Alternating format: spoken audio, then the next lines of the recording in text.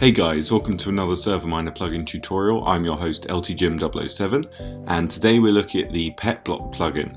Now this is a really awesome plugin which has a ton of different features and it allows you to get a pet block and you can rename it, you can change the skin, you can have particles, you can ride it, you can teleport with it, etc. So it's really awesome and we're going to jump straight into it.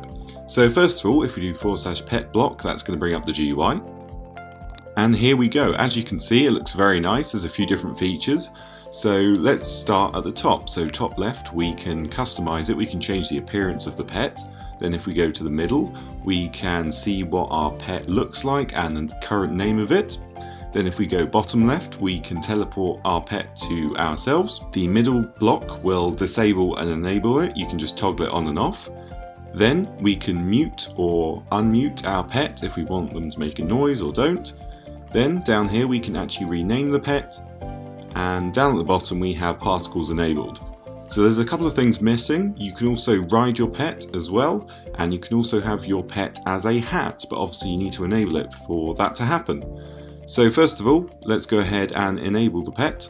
So once we've enabled it, we will spawn on top of it and we can hit shift to get off. And then if we try and walk about, it should start to follow us. There we go, he's started to move. And what we can do now is customize the pet. So there's quite a lot of things we can do, as we saw. So if we open up the GUI again, we will start to edit it. So first of all, let's go ahead and rename the pet. So click the rename button and then in chat click here, and then you can call it anything you want and it will change name, which is really awesome. Next, we're going to re-enable it and disable it. And what that shows is that it can save the data, you don't have to redo everything, which is awesome.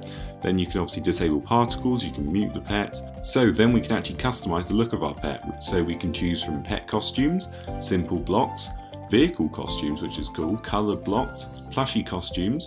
We can grab player heads or just pick a custom skin from a player that we know the username of. So if you do that, you can click in chat and then pick someone's skin, such as myself, and that will create a mini Donald Duck block.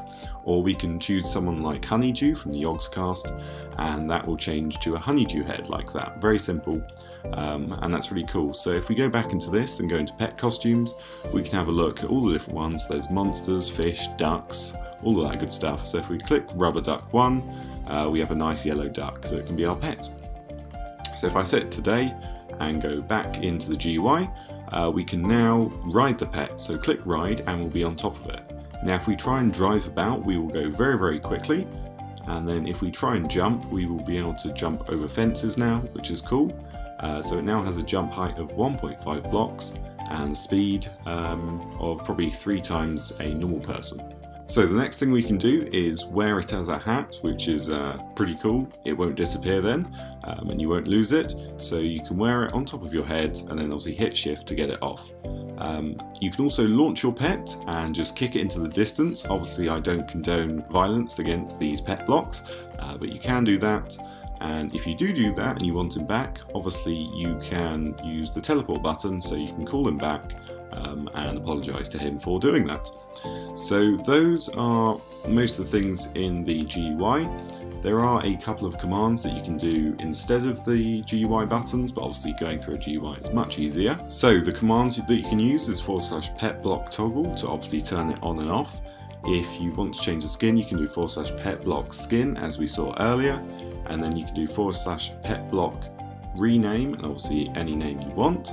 And you can also do pet block call and it will teleport to you. So those are the alternative commands that you can use instead of the GUI. So that is pretty much everything in this plugin. It's a really neat small plugin with lots of different features that your players can customize their pets, which is really cool.